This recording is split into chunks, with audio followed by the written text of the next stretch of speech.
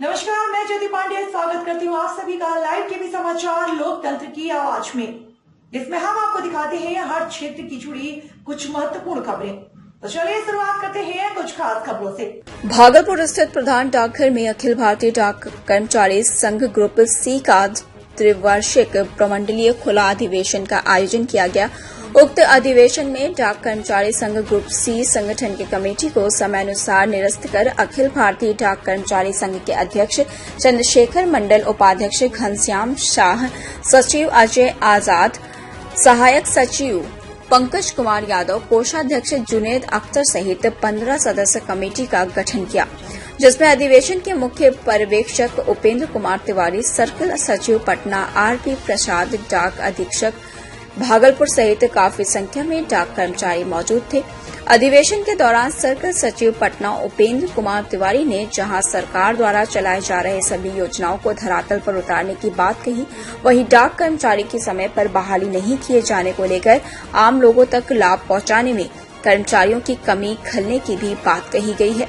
साथ ही सरकार द्वारा कार्यालय में तकनीकी सम्मान नहीं होने के कारण भी लोगों तक सुविधा मुहैया कराने में कर्मचारियों को भारी कठिनाइयों का सामना करना पड़ता है।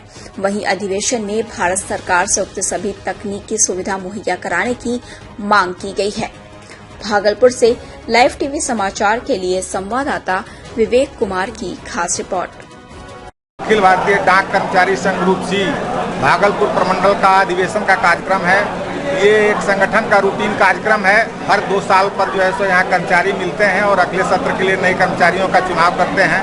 आज के इस कार्यक्रम में यही हुआ है। नए पदाधिकारियों का चुनाव संपन्न हो रहा है और जो भी समस्याएं हैं, विगत 2 वर्षों में क्या समस्याएं उभरी हैं, उनके निदान के लिए ये लोग अपना निर्णय लेते हैं, विचार विमर्श करते हैं और जो राष्ट्रीय समस्याएं हैं जो कर्मचारियों की, उस पर भी विचार विमर्श होता है और आगे की रणनीति बनती है। कितने कमेटी का सर गठन किया है? ये 15 नए पदाधिकारी निर्वाचित प्रतिशत होता है, इसलिए बहुत सारे लोग अनुकंपा के आधार पर नौकरी नहीं पाते हैं। ऐसी स्थिति में हमारी मांग है कि 100% अनुकंपा के आधार पर बहाली हो।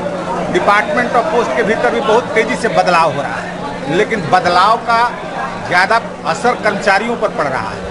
पहले बदलाव, नई नई सेवाएं आ रही हैं, उनके अनुसार इंफ्रास्ट्रक्चर अवेलेबल नहीं है, स्टाफ को ट्रेनिंग नहीं है और सबसे बड़ी बात कि इतनी पर्याप्त संख्या चाहिए स्टाफ को, कार्यबल को कोप करने के लिए, वो संख्या बल हमारे पास नहीं।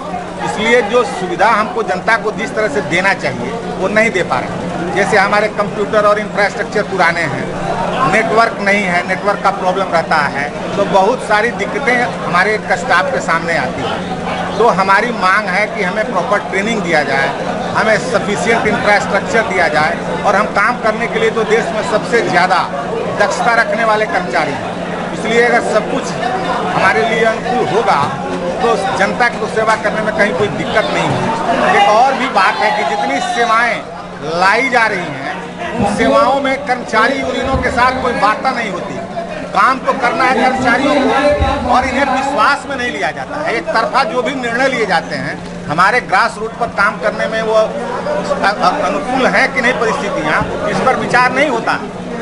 सीधे ऊपर से डिसीजन लेकर के थोप दिया जाता है। कर्मचारी ऐसा महसूस कर रहे हैं और कर्मचारी के नेता भी ऐसा महसूस कर रहे हैं कि कोई भी अगर कोई सेवा लानी है, नई सेवा, तो उस पर विचार विमर्श किया जाए, हमारी समस्याओं को देख करके मजबूत पॉलिसी बनाई जाए ताकि वो जो है सो आगे भविष्य में चल सके। बहुत सारी पॉलिसी आती है डिपार्टमेंट की और तुरंत गायब हो जाती है, सही तरीके से उनका क्रियान्वयन नहीं हो पाता, इसलिए रोज बदलाव होते रहते हैं। इसलिए जो भी लागू करो, कर्मचारी नेताओं के साथ मिलकर के बैठ करके कैसे उसको अमली जामा पहनाएंगे, हमारी समस्याएं क्या है, कैसे उसको डिपार्टमेंट के भीतर स्थापित किया जाए उस सेवाओं को, ये हम लोगों की मांग है। और स्थानीय जो समस्याएं हैं, जैसे काम किया है उसका DA बिल नहीं है, उसका मेडिकल बिल अभी अधूरा है, ये सारे फंड्स की काफ़ी कमी है। तो अन्य कामों के लिए फंड है और कर्मचारी, गरीब कर्मचारी जो लंबे समय से, जिसका वर्षों से मेडिकल बिल जो दे है, उसका फंड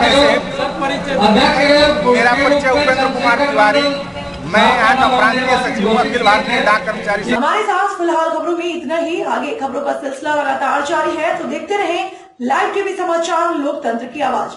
फिलहाल के लिए मुझे दीजिए इजाजत। नमस्कार।